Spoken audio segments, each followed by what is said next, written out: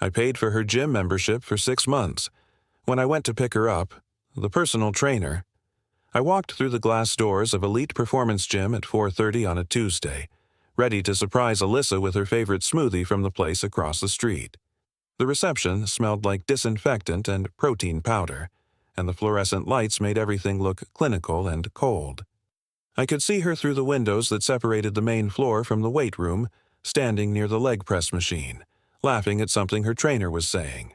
Darius Cole had his hand on her shoulder, fingers pressing into her skin in a way that lasted 3 seconds too long. She tilted her head back when she laughed, exposing her throat, and I recognized that gesture because it used to be mine. The smoothie felt heavy in my hand, condensation dripping onto my wrist. I stood there watching them for another minute, my chest tightening with each second, until the receptionist asked if I needed help. My name is Michael, and this is my revenge story. Before we continue, please subscribe, like, and leave a comment with the city you're watching from.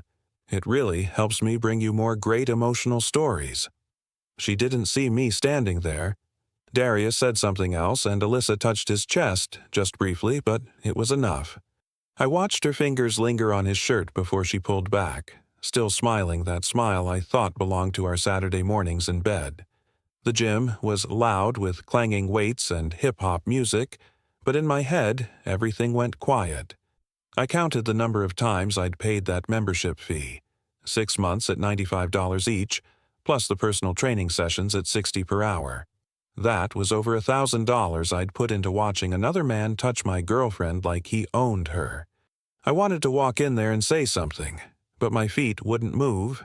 Instead, I backed out through the glass doors, threw the smoothie in the trash outside, and sat in my car for 20 minutes before she texted asking where I was. When I finally went back inside, they were separated. Alyssa was doing stretches on a mat, and Darius was with another client across the room. She waved when she saw me, grabbed her water bottle, and jogged over like nothing had happened. Up close, her skin was glowing with sweat, and she smelled like vanilla body spray mixed with exertion. She kissed my cheek and asked why I looked stressed, and I told her work had been difficult. The lie came out smooth because I'd had 20 minutes to prepare it. We walked to the car together, her gym bag over my shoulder, and she talked about her workout routine and how Darius was helping her with form. Every word she said felt like a small knife. In the car, she put her hand on my thigh like she always did, but this time it felt performative. I asked how her session went, and she said it was great, that Darius was teaching her proper squat depth. She mentioned he'd offered extra help with her nutrition plan, completely free because he liked working with dedicated clients. I nodded and kept my eyes on the road, hands gripping the steering wheel tight enough to hurt. She scrolled through her phone the rest of the drive, laughing at something on Instagram, completely unaware that I'd seen everything. When we got home, she kissed me again and headed straight for the shower. I sat on the couch and stared at the wall, replaying that hand on her shoulder, that laugh, that touch on his chest, over and over until it burned into my memory. That night, I couldn't sleep. Alyssa was next to me, breathing steady and deep, and I kept thinking about how easy it had been for her to lie. She hadn't stumbled over her words or avoided eye contact. She'd looked right at me and fed me a story about squat depth and nutrition plans like I was supposed to be grateful another man was taking such good care of her. I got up around 2 in the morning and went to the kitchen, poured myself water I didn't drink, and stood by the window looking at nothing. The apartment was quiet except for the hum of the refrigerator and the distant sound of traffic on the highway. I thought about confronting her, demanding answers, making her explain what I'd seen. But something stopped me. Some instinct that told me I needed to know more before I said anything. I needed to see how deep this went. The next morning, Alyssa acted normal. She made coffee, kissed me goodbye before I left for work, and reminded me she had an evening session at the gym. I told her I'd probably work late, which was true, but I also wanted to give myself time to think. At the office, I fixed computers and ran diagnostics, but my mind kept drifting back to that gym, to Darius's hand on her shoulder, to the way she'd laughed. My coworker Jerome asked if I was all right, said I looked distracted, and I told him I hadn't slept well. He offered me coffee and left me alone. I appreciated that because I didn't want to talk about it, didn't want to hear myself say the words out loud and make them real. During my lunch break, I opened the Elite Performance Gym app on my phone. Alyssa had given me her login months ago when I was paying for everything, said it would be easier if I could check her schedule and make sure the payments went through. I scrolled through her check-in history, looking at dates and times. She told me she went Mondays, Wednesdays, and Fridays at 5 in the evening. But the app showed check-ins on Tuesdays and Thursdays too, some as late as 7:30 at night. I counted 12 visits in the past 2 weeks that she'd never mentioned. My sandwich sat untouched on my desk while I stared at those timestamps, each one a small betrayal, each one proof that she'd been lying about more than just yesterday. I thought about calling her, asking where she'd been on those extra days, but I knew she'd have an answer ready. She was good at that, always had been. Instead, I started paying attention to patterns. The Tuesday and Thursday sessions were always longer, sometimes 2 hours instead of 1. Her Friday sessions, the ones she told me about, were shorter and usually ended right on time. I realized she was scheduling her lies carefully, giving me just enough truth to keep me from asking questions. It was methodical, calculated, and that hurt worse than the betrayal itself. She'd thought this through, which meant it wasn't a mistake or a moment of weakness. It was a choice she'd made over and over again. That evening, I drove past the gym on my way home from work. Her car was in the parking lot, a silver Honda I'd helped her buy last year. I didn't stop, just slowed down enough to see it, and then I kept driving. I went to a diner 3 blocks away and ordered coffee I didn't want, sitting in a booth by the window where I could think. The waitress was an older woman with tired eyes who called me honey and didn't ask why I looked miserable. I stayed there for 2 hours, watching people come and go, wondering how many of them were going home to someone who lied to them. When I finally left, I drove back past the gym. Her car was gone. I checked the time. It was 8:45. According to the app, she'd checked out at 7:15. That meant she'd been somewhere else for an hour and a half. When I got home, she was already there, showered and changed, watching television on the couch. She smiled when I walked in and asked how work was, said she'd ordered Chinese food for dinner. I sat down next to her and ate sesame chicken that tasted like cardboard, nodding along while she talked about her day. She mentioned the gym, said she'd done cardio and some arm work, nothing too intense. No mention of where she'd been after 7:15. No mention of the extra hour and a half.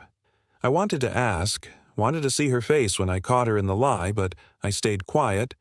I was learning that silence was a weapon, that watching and waiting could tell me more than confronting ever would.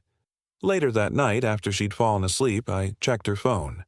It was sitting on the nightstand, charging, and I knew her passcode because we'd never hidden anything from each other. Or, at least, I thought we hadn't. I scrolled through her messages, looking for Darius's name, but there was nothing. Either she'd deleted them or they were talking somewhere else.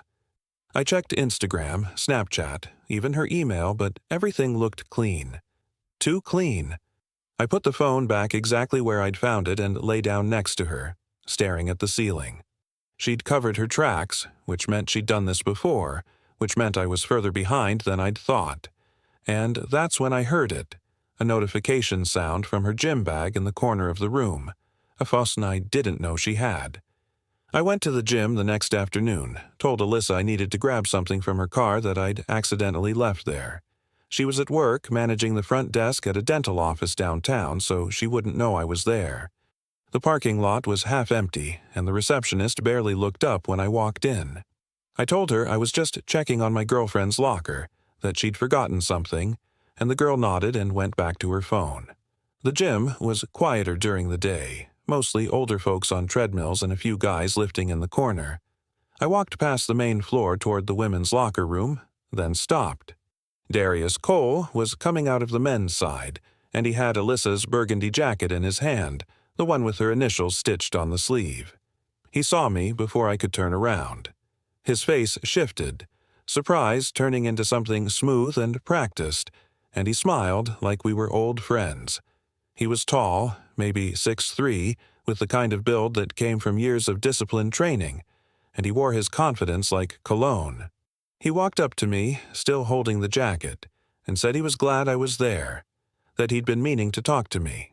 I asked him why he had Alyssa's jacket, keeping my voice level, and he laughed like it was the most natural thing in the world. He said she'd left it in the training area yesterday, that he'd grabbed it before someone else took it, and he was just about to text her. The explanation was too quick, too rehearsed, and I noticed he didn't look me in the eye when he said it. I took the jacket from him, feeling the weight of it in my hands. It smelled like her perfume mixed with his cologne, a combination that made my stomach turn. He asked if I worked out, said I should come train with him sometime, that he could help me get in better shape. The offer was wrapped in friendliness, but underneath it was an insult, a suggestion that I wasn't good enough, that I needed improving. I told him I'd think about it, and then I said something I hadn't planned. I asked him how long he'd been training Alyssa. He said 6 months, right from the start, that she was one of his best clients. He smiled again when he said it, and I saw something in his eyes, a flicker of satisfaction, like he knew exactly what he was doing. Before I could respond, another trainer walked by, a woman in her 20s with bright green sneakers. She glanced at Darius, then at me, and something passed across her face. Pity, maybe, or recognition. She kept walking, but I filed that look away, knowing it meant something. Darius was still talking, saying something about Alyssa's progress and dedication, how she never missed a session. I interrupted him and asked if she came on days other than Monday, Wednesday, and Friday. He hesitated just for a second and then said she usually stuck to that schedule but sometimes added extra days if she wanted to work on specific goals. The hesitation told me everything. He knew about the extra sessions. He was part of them. I thanked him for the jacket and turned to leave, but he called after me. He said I should bring Alyssa by this weekend, that they were doing a couples training event, something fun and competitive. The suggestion was almost obscene in its audacity, asking me to watch them work out together, to participate in whatever game they were playing. I didn't turn around. I just raised my hand in acknowledgement and kept walking. My heart was pounding, and I felt heat rising up my neck, but I forced myself to stay calm. I needed to stay calm because losing control now would mean losing everything. I got to my car, threw the jacket in the passenger seat, and sat there for 5 minutes, breathing slowly, trying to think. That evening, I gave Alyssa her jacket and told her I'd found it in her car. She looked confused for a moment, then said she must have left it there after her last workout. I didn't correct her, didn't mention Darius or the locker room or the cologne smell. I just nodded and changed the subject, asked her about work, and listened to her talk about difficult patients and office drama. She had no idea I'd been to the gym. She had no idea I'd talked to him. And that's when I realized something important. They were both so confident in their deception that they'd gotten careless. Darius had handed me her jacket without thinking twice, and Alyssa had lied about where it was without even checking her story. They thought I was blind, thought I was stupid, thought I'd never notice. He said my name as I was leaving the gym, called out Michael, like we were friends, like he hadn't just been caught holding my girlfriend's jacket. I didn't answer. Friday night, Alyssa came home from the gym energized. She talked through dinner, describing her workout in detail, how Darius had corrected her deadlift form and pushed her to lift heavier than she thought possible. She used his name 4 times in 10 minutes, each repetition like a small cut. I ate my pasta and nodded at the right moments, playing the role of supportive boyfriend while my mind worked through everything I'd learned. She said Darius was thinking about entering her in a local fitness competition, that he thought she had potential. The way she said it, with pride and excitement, made me realize she'd started seeing herself through his eyes instead of mine. After dinner, I told her I needed to finish some work in the home office, and she settled on the couch with her phone. I sat at my desk, staring at my computer screen, but I wasn't working. I was thinking about patterns, about the timeline, about how 6 months ago everything had been different. That's when we'd started the gym membership, right after she'd complained about feeling out of shape.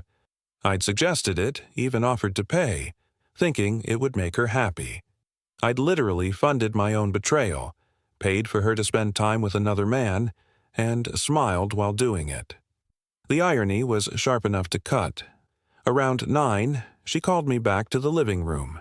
She was holding her phone, showing me pictures from the gym's social media, group photos of clients and trainers at some event. I looked at the images, seeing Darius in most of them, always positioned next to the women he trained. Alyssa pointed him out, said he was really good at building community, that everyone loved him. I studied the photos more carefully, noticing how he stood just a little too close, how his hand always seemed to be on someone's shoulder or waist. It wasn't just Alyssa. This was what he did, his pattern, his method. She was just another client to him, another conquest, and she had no idea. That night, I couldn't sleep again. I got up around midnight and went to the kitchen for water, and that's when I heard it. Alyssa's phone, the one she kept in her gym bag, was buzzing with notifications. She'd left the bag by the front door, and the sound was muffled but persistent. I walked over quietly, checking to make sure she was still asleep, and then I unzipped the bag. The phone was an older iPhone, nothing fancy, and it was lighting up with messages. I didn't recognize the number, but when I opened the screen, I saw Darius's name at the top of a conversation thread.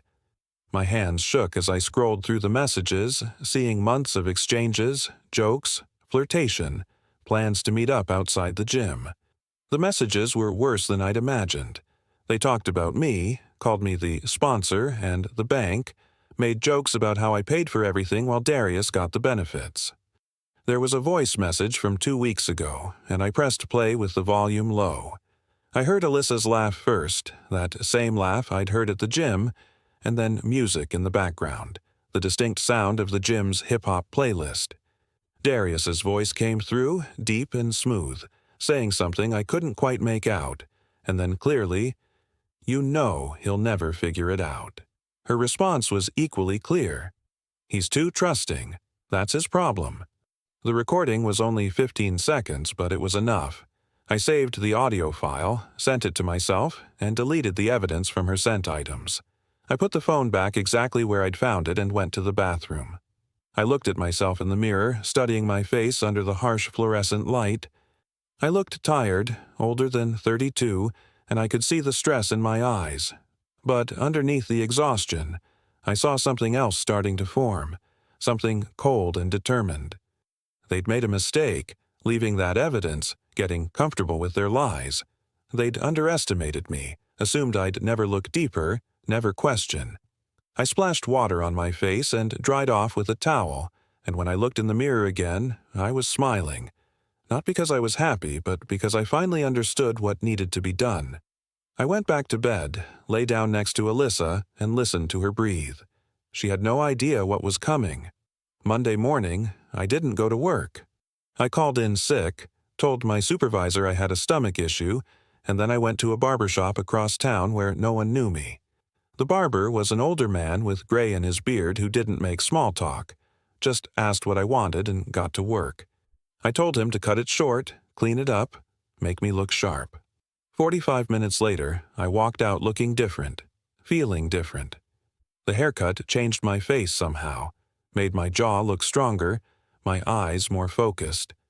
I stopped at a sporting goods store on the way home and bought running shoes, workout clothes, resistance bands. I hadn't exercised seriously in years, but that was about to change. I started running that afternoon, just 3 miles through the neighborhood, and it hurt. My lungs burned and my legs felt heavy, but I pushed through because the pain was better than sitting still. I needed to move, needed to do something with the anger that was building inside me. When I got home, I did push-ups and sit-ups until my arms shook, and then I stood in front of the bathroom mirror again, looking at my reflection. I was sweating and exhausted, but I felt more alive than I had in months. This wasn't about getting revenge on Alyssa or Darius. This was about reclaiming myself, becoming someone who wouldn't tolerate disrespect, someone who knew his worth. Over the next 2 weeks, I fell into a routine. I ran every morning before work, lifted weights in the garage using equipment I'd ordered online, and tracked my progress in a notebook.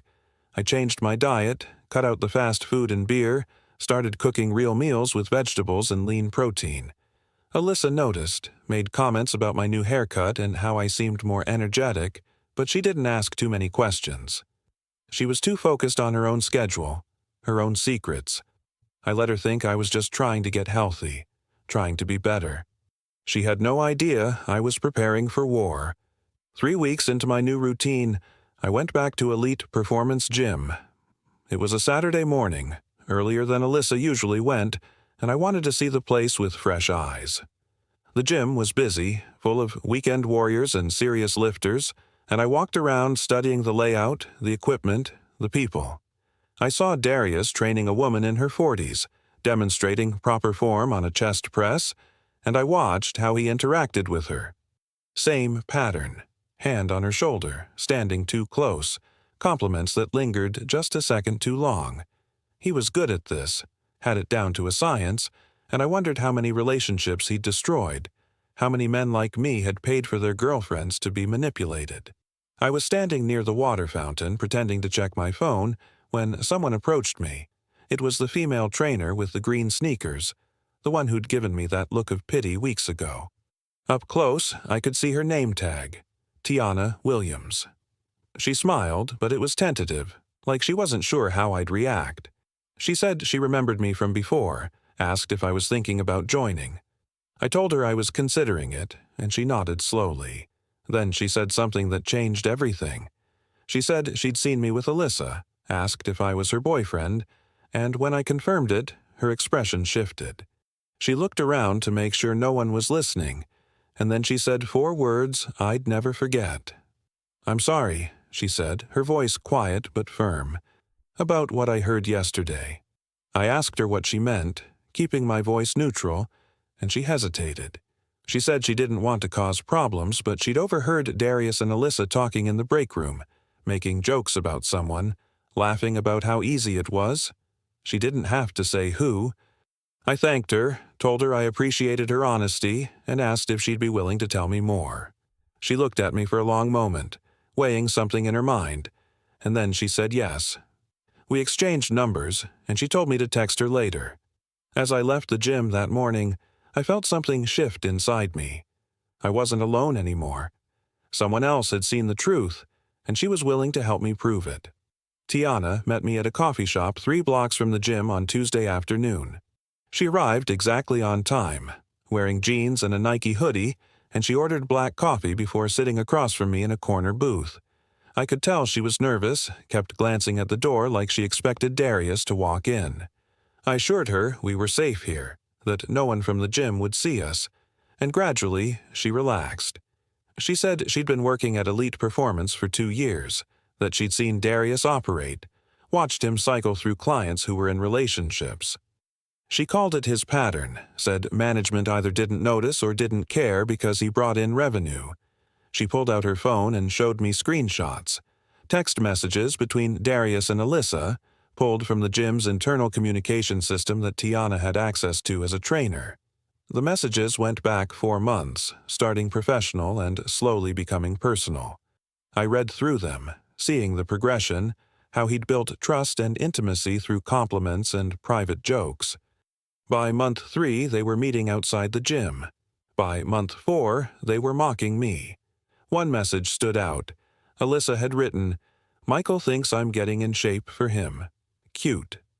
Darius had responded with a laughing emoji and, "The sponsor keeps sponsoring." I felt my jaw tighten, but I kept my expression neutral. Tiana said she'd saved everything, that she'd been documenting Darius's behavior for months because she'd seen this destroy too many relationships. She'd tried reporting him to management once, but they dismissed her concerns, said clients were adults who could make their own choices. But this wasn't just about affairs. Tiana showed me other evidence. Messages where Darius had sold clients unregulated supplements, substances he claimed were natural, but were actually mixed with compounds banned by health organizations. He'd been cutting deals with a supplier, taking cash under the table, risking his client's health for profit. This was bigger than my relationship. This was criminal. I asked Tiana why she was helping me, what she had to gain from this. She was quiet for a moment, stirring her coffee with a wooden stick, and then she told me about her sister. 5 years ago, Her sister had been dating a guy who paid for her gym membership at a different facility. The trainer there had done exactly what Darius was doing now, had seduced her sister, destroyed the relationship, and moved on to the next client without consequences. Her sister had spiraled afterward, blamed herself, took years to recover. Tiana said she'd promised herself she'd never let it happen to someone else if she could stop it. When she saw me that first day, saw the recognition in my eyes, she knew I was going through the same thing. She'd been waiting for the right moment to help. We spent 2 hours in that coffee shop, building a strategy. Tiana would continue documenting everything: messages, supplement sales, inappropriate behavior with clients. I would gather financial evidence, proof that I'd paid for Alyssa's membership while she was betraying me, documentation of Darius's income from illegal supplement sales. We'd built a case so thorough that management wouldn't be able to ignore it, that would force them to take action or risk legal exposure. But more than that, we'd expose the truth in a way that couldn't be denied or explained away. We'd give them enough rope to hang themselves. When I got home that evening, Alyssa was making dinner, humming along to music playing from her phone. She smiled when I walked in, asked how my day was, and I told her it was productive. She had no idea I'd been sitting with Tiana, planning her downfall. She had no idea that every text message she sent to Darius was being saved, every inappropriate comment documented. I sat at the dinner table and ate the pasta she'd made, listening to her talk about her day at the dental office, and I responded with questions and comments that kept the conversation going. I was getting good at pretending, at wearing a mask, at playing the role of devoted boyfriend while building my case in silence. That night, she fell asleep with her head on my shoulder, completely trusting, completely unaware. I stayed awake for another hour, thinking about the next steps, about how I'd take everything they'd built and tear it down piece by piece. And then I sent one text message to Alyssa before turning off my phone. "Training tomorrow, right?" Wednesday morning, I walked into Elite Performance Gym wearing new workout gear and the confidence of a man who had nothing left to lose. The receptionist recognized me this time, smiled, and asked if I was finally becoming a member. I told her I was thinking about it, that I wanted to try a few sessions first. She handed me a guest pass and directed me to the main floor. I found Darius near the squat rack working with a college-aged guy on his form. I waited until he finished the set, then approached with my hand extended. He looked surprised to see me, but he recovered quickly, shook my hand with a grip that was just slightly too firm, trying to establish dominance. I told him I'd been thinking about his offer, that I wanted to get in better shape, and I'd appreciate his help. I said it with just the right amount of humility, playing the part of a guy who recognized his shortcomings and wanted to improve. His smile widened, and I could see him calculating, figuring out how to use this new development. He said he had time next week, asked what my goals were, and I told him I wanted to build strength and confidence. He liked that answer, said those were good goals, that he could definitely help me. We scheduled 3 sessions for the following week, and he gave me his personal cell number, told me to text him if I had questions. As I left, I felt his eyes on my back, and I knew he was texting Alyssa, telling her about this development, probably laughing about it. My first session with Darius was the following Monday at 6 in the morning, before Alyssa usually came to the gym. He met me near the bench press wearing a tight black shirt that showed off his physique, and he started with basic assessments, testing my strength and flexibility. He was professional at first, explaining proper form and breathing techniques, but I could see him sizing me up, comparing himself to me. I was stronger than he expected, could lift more than he'd assumed, and I saw a flicker of surprise in his eyes. He adjusted the workout, pushed me harder, and I matched him every step. When we finished, I was exhausted, but satisfied. He seemed less certain than he had at the start. After the workout, we sat on a bench near the water fountain, both of us catching our breath. I thanked him for the session, said I felt like I'd learned a lot. Then I did something calculated. I asked him how he'd become such a good trainer, what his philosophy was. He loved talking about himself, explained his approach to fitness and client relationships, how he believed in pushing people past their mental barriers. He said most people never reached their potential because they were held back by fear or by people who didn't believe in them. I nodded along, and then I said something that made him pause. I said, "You're helping Alyssa reach her potential too. I appreciate that, man. Not every trainer would invest so much time in their clients." He looked at me then, really looked at me, trying to figure out if I was being sincere or if I knew something.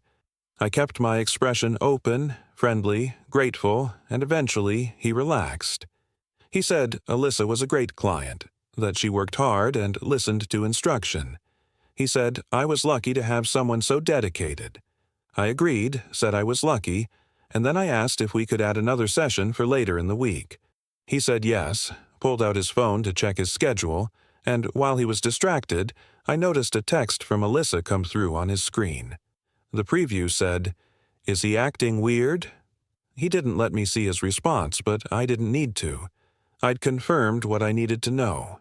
They were both on edge, both wondering if I suspected anything. As I left the gym that morning, I stopped by the front desk and asked about membership packages. The receptionist, a young guy with bleached hair, pulled up options on his computer and started explaining pricing. I asked questions about contracts and cancellation policies, playing the interested customer, and then casually asked about trainer conduct policies. He looked confused, asked why I wanted to know, and I said I'd heard stories about trainers at other gyms getting inappropriate with clients, wanted to make sure elite performance had standards. He assured me they did, said they took that kind of thing seriously, and pulled up a document on his computer that outlined their code of conduct. I took a photo of the screen with my phone when he wasn't looking. That evening, I met Tiana at a different coffee shop, this one farther from the gym. She had more screenshots, more evidence of supplement sales, and she'd also recorded a conversation where Darius had admitted to another trainer that he'd hooked up with multiple clients over the past year. The recording wasn't perfect. The audio was slightly muffled, but it was clear enough. I told her about my training sessions, about how I was getting closer to Darius, building his trust. She warned me to be careful, said he was smart and manipulative, that he'd see through me if I pushed too hard. I promised her I'd stay controlled, that I wouldn't let emotion drive my decisions. As we left the coffee shop, she touched my arm and said something I didn't expect. "You're handling this better than most men would." I didn't tell her about the sleepless nights or the constant anger simmering under my calm exterior. I just thanked her and went home. Earlier that morning, during our session, when I was struggling with the last rep on the bench press, he leaned over me and whispered, "You're gonna need to work harder than this if you want to keep up with Alyssa, brother." I continued training with Darius 3 times a week for the next month, and with each session, I learned more about how he operated. He was careful, never explicitly admitting to relationships with clients, but he dropped hints, made jokes that revealed his mindset.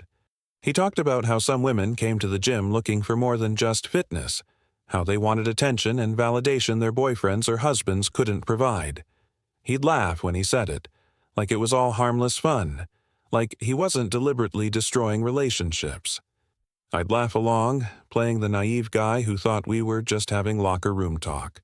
But every word he said, I recorded mentally, cataloged, prepared to use later. During our sessions, I started bringing my phone into the gym, keeping it in my pocket with the voice recorder running. I captured conversations between sets, casual exchanges that seemed meaningless but added up to a pattern. Once, after a particularly hard workout, Darius started talking about supplements. He said the stuff the gym sold at the front desk was overpriced and underpowered, that he had access to better products through a private supplier. He offered to set me up with a real stack that would help me build muscle faster. I asked what was in it, and he waved off the question, said it was all natural compounds, perfectly safe. I told him I'd think about it, and he gave me a price, $300 for a month's supply. I didn't buy it, but I recorded the entire conversation. Tiana had been busy too. She'd befriended another trainer at the gym, Marcus, who'd been suspicious of Darius for months. Marcus confirmed what we already suspected, that Darius had been running the supplement scheme for over a year, that he'd made thousands of dollars selling unregulated products to clients who trusted him. Marcus said he'd tried to report it once, but management had dismissed it as jealousy between trainers. Marcus agreed to give a statement if we needed it, said he'd been waiting for someone to actually do something about Darius instead of just complaining. Between Tiana's screenshots, my recordings, and Marcus's testimony, we were building a case that couldn't be ignored. At home, Alyssa was getting more distant. She spent more time on her phones, both of them, and less time engaging with me. Our conversations became superficial, focused on logistics and schedules rather than anything meaningful. She stopped asking about my day, stopped initiating affection, stopped pretending to be interested in our relationship. I watched it all happen with a strange sense of detachment, like I was observing someone else's life fall apart. Part of me wanted to confront her, to demand she explain herself, but I knew that would ruin everything. I needed her to stay comfortable, to keep believing I was oblivious. One evening, while she was in the shower, I went through her gym bag again. The second phone was there, and I saw new messages from Darius. They were planning to meet at his apartment the following Thursday, said they'd have the place to themselves because his roommate was out of town. The message included an address in a neighborhood about 20 minutes from our apartment. I took screenshots of everything, sent them to a secure cloud storage account I'd created specifically for this evidence, and deleted any trace of my access. I had dates, times, locations, and explicit plans. It was all the proof I'd ever need. The next day, during my training session, Darius seemed distracted. He kept checking his phone between sets, and I noticed he was texting someone frequently. At one point, his phone was on the bench next to me while he demonstrated an exercise, and I saw a message preview from someone labeled AG, Alyssa's initials. The message said, "Can't wait for Thursday." I pretended not to notice, continued with my workout like nothing was wrong. When we finished, he seemed in a hurry to leave, said he had another client waiting. But the gym was nearly empty. He was lying, and he wasn't even being careful about it anymore. They'd both gotten so comfortable with their deception that they'd stopped covering their tracks properly. That week, I met with Tiana and Marcus at a restaurant across town. We spread out all our evidence on the table: screenshots, recordings, financial records, witness statements. Marcus had dug up information about the supplement supplier, traced it back to a website that sold research chemicals and unapproved substances. Tiana had documented every inappropriate interaction she'd witnessed, compiled a list of at least 6 other women Darius had pursued while they were in relationships. We had enough to destroy him professionally, possibly get him charged with fraud or illegal distribution. But I wanted more than that.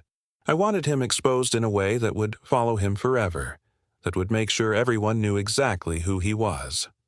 I drafted an anonymous email to the gym's management, the state fitness licensing board, and the local news station that had a consumer protection segment. The email detailed everything: the supplement sales, the pattern of pursuing clients in relationships, the specific evidence we'd gathered. I included links to the cloud storage where I'd uploaded recordings and screenshots. I scheduled the email to send in 2 weeks, giving me time to prepare for the fallout. Tiana and Marcus reviewed it, suggested a few changes to protect their identities, and then we all agreed it was ready. We just needed to wait for the right moment, for Darius and Alyssa to make one more mistake that would seal their fate. Thursday arrived, the day Darius and Alyssa were supposed to meet at his apartment. I told Alyssa I was working late on a big project, wouldn't be home until after 10. She tried to hide her relief, but I saw it in her eyes, the way her shoulders relaxed when I said it. She said she'd probably go to bed early, that she was tired from work. I kissed her forehead and left for the office, but I didn't go to work. I drove to a parking lot 3 blocks from Darius's apartment and waited. At 6:30, Alyssa's silver Honda pulled up to his building. She got out, checked her appearance in the car window, and walked inside. I took photos with my phone, time-stamped and geotagged. 20 minutes later, I drove past the building and saw lights on in what I assumed was his apartment. I had everything I needed. I drove home, poured myself a drink, and waited for her to come back and lie to my face one more time. The message from earlier that day was still on my phone, a screenshot Tiana had forwarded from the trainer's group chat. My place tonight, boys. Celebrating another successful month.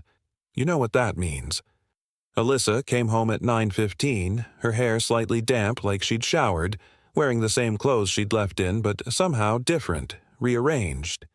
She found me on the couch watching a documentary about ocean life, and she sat down next to me with a tired sigh. She said she'd gone to the gym after work, done some cardio, then grabbed dinner with a girlfriend from the dental office. The lie rolled off her tongue so smoothly it was almost impressive. I asked which girlfriend, and she said Monica, the dental hygienist. I nodded and went back to watching the documentary, my jaw tight but my expression neutral. She watched with me for 10 minutes before saying she was exhausted and heading to bed. I stayed on that couch until midnight, thinking about everything I'd seen, everything I knew. The next morning, I was different, and she noticed. I wasn't cold or angry, just distant, like I'd mentally moved to another plane of existence. She asked if everything was okay, and I told her I was fine, just focused on some personal projects. She pressed me, asked if I was upset about something, and I looked at her calmly and said, "I'm focusing on myself right now, working on being better." She didn't know how to respond to that. She'd expected anger or accusations, something she could deny or deflect. But I gave her nothing, just a polite distance that unsettled her more than yelling ever could. Over the next week, I maintained that distance. I was cordial, helpful even, but emotionally absent. I stopped asking about her day, stopped initiating conversations, stopped caring about the small intimacies that couples share. I'd wake up early, go for a run, come back and make breakfast, then head to work without much interaction. In the evenings, I'd work out in the garage or read in the home office, keeping myself busy and separate. Alyssa tried multiple times to engage me, asking what was wrong, saying I seemed different. Each time I'd reassure her that everything was fine, that I was just working on self-improvement. The ambiguity was killing her. She started making more effort, trying to win back attention I was no longer giving. She'd suggest we watch movies together, offer to cook my favorite meals, initiate physical intimacy I'd politely decline, saying I was tired from training. I could see the confusion and frustration building in her, the cognitive dissonance of having a boyfriend who wasn't fighting for the relationship but wasn't accusing her either.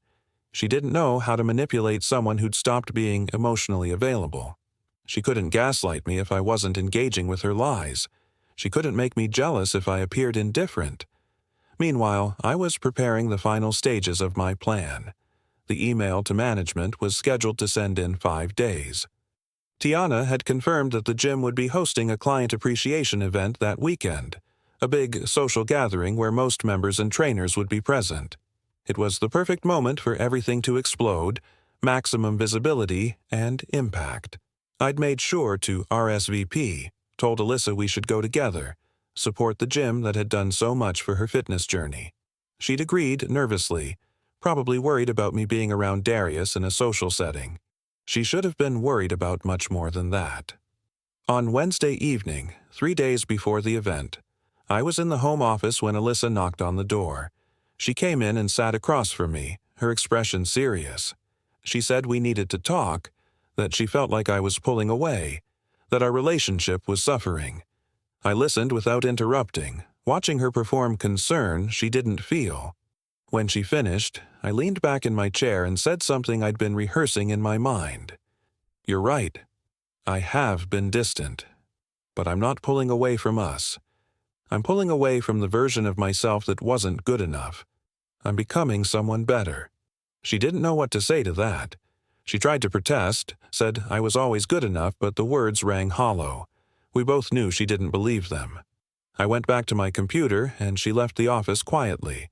That night, I logged into the cloud storage one final time, reviewed all the evidence, and sent one anonymous email to the gym's corporate office.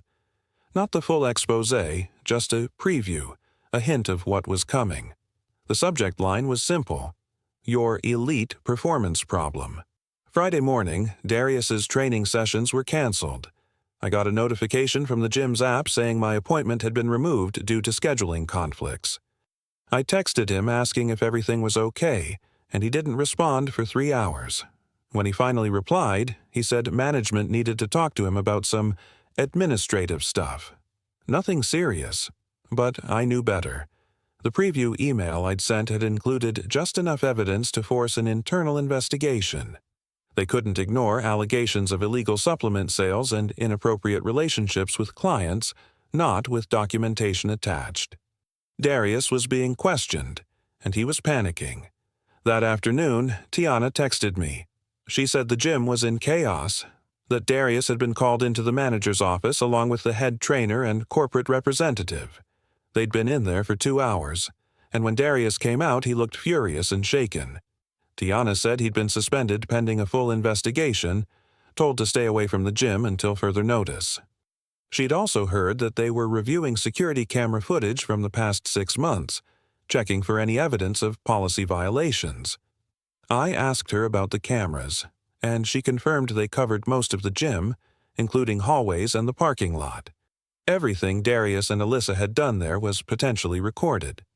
Alyssa came home that evening in a strange mood, agitated and distracted.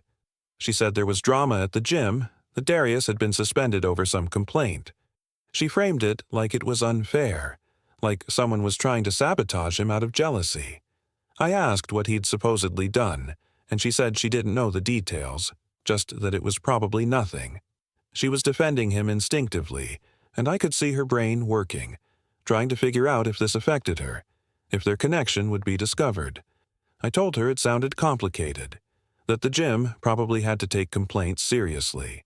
She agreed reluctantly and spent the rest of the evening on her phone, probably texting him, trying to find out what was happening. Saturday morning, the day of the client appreciation event, my final email went out. It was sent to gym management, corporate headquarters, the state licensing board, and 3 local news outlets. The email was comprehensive, professional, and devastating. It included time-stamped recordings of Darius offering illegal supplements, screenshots of his inappropriate messages with multiple clients, financial records showing his under-the-table income, and witness testimony from Tiana and Marcus. But the most damaging evidence was saved for last. Security camera footage provided by an anonymous source inside the gym's security team, showing Darius and Alyssa in compromising positions in various locations around the gym over several months. The event was scheduled for 2 in the afternoon. Alyssa and I arrived together, and the atmosphere was tense. Staff members were whispering in corners, and several trainers looked uncomfortable. Darius wasn't there, which Alyssa noticed immediately. She asked around discreetly and learned he'd been told not to attend. About 30 minutes into the event, the gym manager received a phone call. I watched from across the room as his face went pale, as he excused himself and disappeared into his office. 5 minutes later, several trainers were called in. 10 minutes after that, Alyssa's name was called. She looked at me with confusion and fear, and I just shrugged like I had no idea what was happening. She was in that office for 25 minutes. When she came out, her face was red and her eyes were wet with tears. She walked straight past me, grabbed her jacket, and headed for the exit. I followed her to the parking lot where she was leaning against her car, crying. I asked what happened, and she couldn't speak at first, just shook her head. Finally, she said they'd shown her the security footage, asked her about her relationship with Darius, told her that her membership was being terminated for violating the gym's code of conduct regarding trainer-client relationships. They'd essentially fired her as a client. She looked at me then, really looked at me, and I saw the moment she realized I might know more than I'd let on. But she didn't ask. She just got in her car and drove away without another word. By evening, the local news had picked up the story, running a segment about a fitness trainer under investigation for selling illegal supplements and engaging in inappropriate relationships with clients. They didn't use Darius's name yet, but they showed footage of Elite Performance Gym, and everyone who worked out there knew exactly who they were talking about. That's when I saw his text message to Alyssa, one I'd intercepted through the cloud backup. "This is your fault. You got careless." I didn't go home that night. I checked into a hotel downtown, sent Alyssa a text saying I needed space to think about things, and turned off my phone. I spent the evening in silence, sitting by the window watching the city lights, processing everything that had happened. I felt lighter somehow, like I'd been carrying a weight for months and finally set it down. The next morning, I met with Jerome from work, my coworker who'd noticed something was wrong months ago. I told him I was planning to quit, that I wanted to start my own IT services business. He wasn't surprised. He said he'd been expecting it, that I'd seemed different lately, more focused and determined. For the next 3 months, I didn't see or speak to Alyssa. She'd moved out of our apartment within a week of the gym incident, went to stay with her parents in a neighboring state. She'd sent a few text messages at first, trying to explain, trying to apologize, but I'd blocked her number after the third one. I didn't need her explanations or her apologies. I needed to build something new. I used my savings and a small business loan to start Harris Tech Solutions, offering IT maintenance and security services to small businesses. My first client was a boutique gym across town called Ascend Fitness, a place that prided itself on professionalism and ethical training practices. The owner of Ascend Fitness was a woman named Patricia Monroe, 50-something and sharp as a knife. She'd heard about the elite performance scandal through the fitness community grapevine and had been impressed by how thoroughly the investigation had been documented. When I pitched my services, I mentioned I'd been a client at Elite Performance, that I understood the importance of security and accountability. She didn't ask for details, but I could tell she understood there was more to my story. She hired me on the spot, said she wanted someone who took ethics seriously. Within 2 months, I'd upgraded their entire security system, streamlined their client management software, and trained their staff on data protection. Patricia and I developed a good working relationship. She introduced me to other gym owners in the area, and my business grew faster than I'd anticipated. 6 months after leaving my job, I had contracts with 12 different fitness facilities, had hired 2 employees, and was making twice what I'd earned as a technician. More importantly, I felt like myself again. I'd continued working out, had gained 20 pounds of muscle, and looked completely different from the man who'd walked into Elite Performance that first day. I'd transformed my pain into purpose, my anger into ambition. One afternoon, I was at Ascend Fitness working on their payment processing system when someone walked through the front door. I looked up from my laptop and saw Alyssa standing there in workout clothes, scanning the gym like she was evaluating it. She hadn't seen me yet. I watched her approach the front desk, watched the receptionist explain membership options, and then I stood up. I walked over to the desk slowly, deliberately, and when I was about 5 feet away, she turned and saw me. The recognition on her face was immediate, followed by shock, followed by something that looked like shame. Patricia came out from her office at that moment, greeted me warmly, and asked how the system upgrade was going. I told her it was going well, that we'd be finished by end of week. Then I gestured to Alyssa and said, "This potential client might need to fill out the application form completely, including the section about previous gym memberships and why they ended." Patricia caught on immediately, her expression cooling. She looked at Alyssa and said, "We do thorough background checks on all members. We believe in maintaining a respectful, professional environment." Alyssa's face went pale. She mumbled something about needing to think about it and walked out of the gym without looking back. I watched her go, feeling nothing but quiet satisfaction. Patricia looked at me and said, "Former client at Elite Performance?" I nodded. She smiled and said, "Good riddance to both places." The Elite Performance scandal continued to unfold over the following months. Darius lost his training certifications after the state board reviewed the evidence and found multiple violations. The supplement scheme turned out to be more extensive than anyone had realized, with Darius having sold over $50,000 worth of unregulated products to clients over 2 years. Several former clients came forward with health complaints, claiming the supplements had caused adverse reactions. A class action lawsuit was filed, and Darius's name was attached to every news story and court document. The gym itself underwent a complete management overhaul. Corporate sent in new leadership, implemented stricter policies, and several trainers were let go. Marcus and Tiana survived the purge and were actually promoted, given more authority to report misconduct and enforce ethical standards. The gym rebranded, changed its name to Summit Performance, and launched a public relations campaign about their commitment to client safety. They featured Marcus and Tiana in promotional materials, positioning them as examples of integrity in the fitness industry. I was happy for them, but I never went back. That place held too many bad memories. The story gained traction online when a fitness blogger wrote a detailed exposé about predatory trainers in the industry, using Darius as a case study without naming him directly. The post went viral, generating thousands of comments from people sharing similar experiences. Several women reached out to Tiana and Marcus, providing additional evidence of Darius's pattern of behavior at previous gyms where he'd worked. It turned out Elite Performance wasn't his first ethical violation, just the first time he'd been caught with enough evidence to face consequences. Every new revelation added weight to the case against him.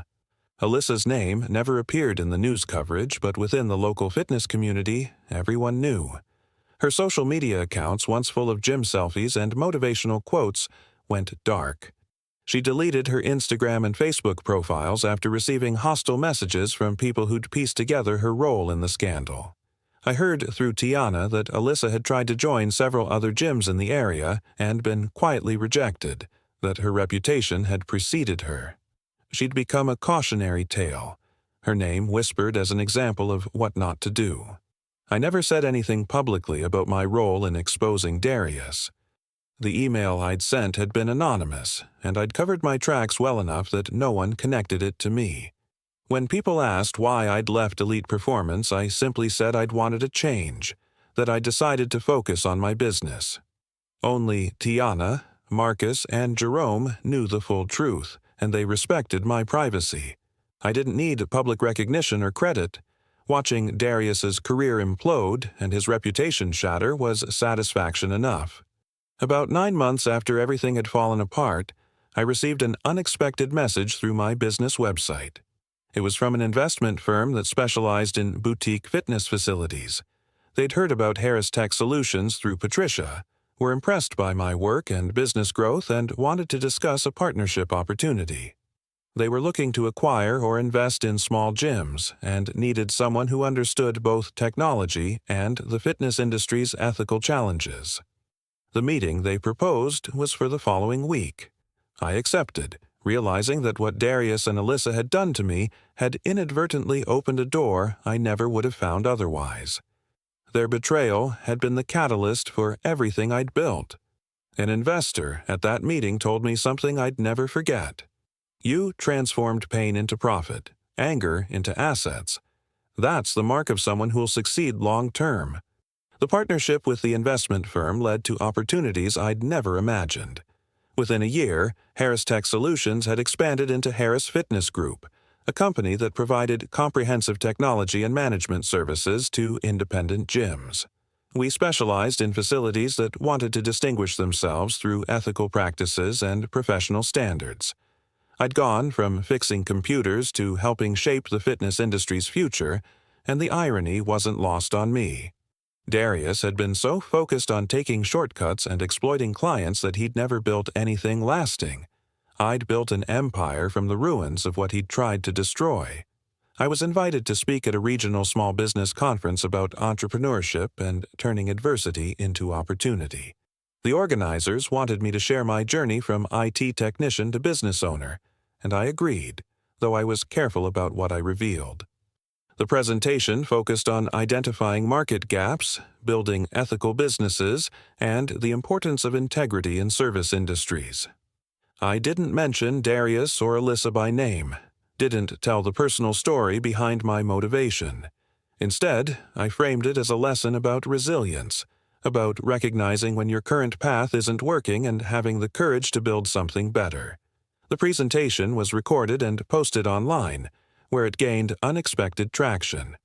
Business podcasts reached out for interviews, and I started getting speaking invitations from other conferences. In one interview, the host asked what had motivated my career change, what had made me take the leap into entrepreneurship. I paused before answering, choosing my words carefully. Sometimes the worst thing that happens to you becomes the catalyst for the best thing you ever build, I said. Someone once showed me exactly who they were, and instead of falling apart, I used that clarity to rebuild myself stronger. The betrayal wasn't a setback. It was fuel. The clip from that interview went viral within business and self-improvement circles. People connected with the message, shared their own stories of transformation, and discussed the power of channeling negative experiences into positive action. The comment section filled with thousands of responses, people sharing how they'd overcome betrayals, setbacks, and failures. I read through some of them during a quiet evening at home, and one comment stopped me cold. It was a simple sentence with no profile picture, just a generic username. But the message was clear. I should have stayed with you, Michael. You became everything I wanted and threw away. It was signed with her initials, A.G. I sat with that comment for a long time, reading it over and over. Part of me expected to feel satisfaction, vindication, proof that my success had made her realize what she'd lost. But mostly, I felt nothing. She was a ghost from a life I'd left behind, a character in a story that no longer mattered. She'd made her choices, lived with the consequences, and whatever regret she felt now was her burden to carry, not mine. I didn't respond to the comment. I didn't block her or report it. I simply closed the app and moved on with my evening. A few weeks later, Tiana told me Darius had moved to another state, that he was working at a supplement store doing sales. His training career was over, his reputation destroyed beyond repair, and he'd filed for bankruptcy after the lawsuits. She said he'd tried to reinvent himself online, starting a fitness blog under a different name, but someone had connected the dots and exposed him again. He was radioactive in the industry, unable to rebuild what he'd lost. I felt no pity for him. He'd made calculated choices to exploit vulnerable people, and the consequences were just. Sometimes the universe balances the scales without any additional effort required. My life continued to improve in ways I'd never anticipated. I bought a house, a small place with a home gym in the garage. I dated occasionally, though I was cautious about relationships, more aware of red flags and inconsistencies. Work filled most of my time, but it was fulfilling work, building something meaningful. On weekends, I'd train alone in my garage, pushing myself harder, getting stronger not to prove anything to anyone but because I liked who I was becoming. I'd learned that revenge didn't require confrontation or destruction. Sometimes the best revenge was building a life so complete that the people who'd wronged you became irrelevant. They faded into the background of your success, footnotes in a story about someone who refused to stay broken. The video of my conference talk now had over 2 million views, and dozens of comments said the same thing. I needed to hear this today. But the one that mattered most was the one I'd written to myself in a journal the night everything had fallen apart. They think they broke me. Watch what I build from these pieces. 2 years after everything began, I stood in the lobby of my latest acquisition, a struggling gym facility I'd purchased and was renovating. The space had good bones but needed complete modernization, new equipment, updated systems, and, most importantly, a culture built on respect and professionalism. This was my 5th location, and each one represented another step away from the man who'd stood in elite performance watching his girlfriend betray him. I'd become someone different, someone stronger, someone who'd turned humiliation into purpose and built something that mattered. The contractors were finishing up the main floor, and I was reviewing floor plans when the glass door opened. I looked up and saw Alyssa standing in the doorway. She was thinner than I remembered, her face harder somehow, aged beyond the 2 years that had passed. She was wearing business casual clothes, carrying a folder, and for a moment we just stared at each other. She spoke first, her voice tentative, asking if I was the owner. I confirmed I was, and she said she'd seen a job posting for a front desk manager, wanted to submit her application. She held out the folder, and I could see her hands shaking slightly. She still hadn't recognized me, or maybe she had and was pretending not to, hoping I'd somehow forgotten what she'd done. I took the folder without opening it and set it on the front desk. Then I looked at her directly and said, "Alyssa."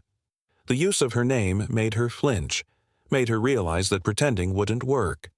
I watched her face cycle through emotions: recognition, shame, fear, and finally desperation.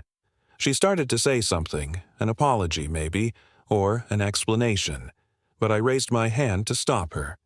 I told her the application required references from previous employers and memberships, including explanations for any that had ended poorly.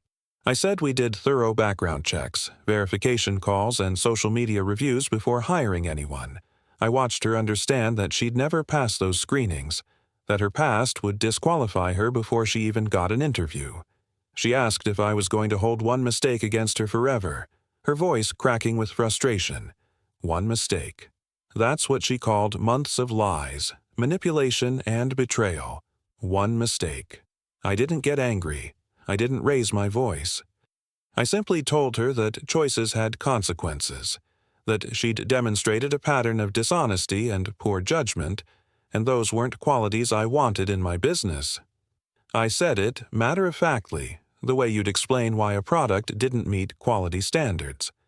She stood there for another moment, tears forming in her eyes, and then she asked if I'd at least let her explain, if she could tell me her side of the story. I looked at her, really looked at her, and realized I didn't care. Her side of the story didn't matter because nothing she could say would change what had happened or who I'd become.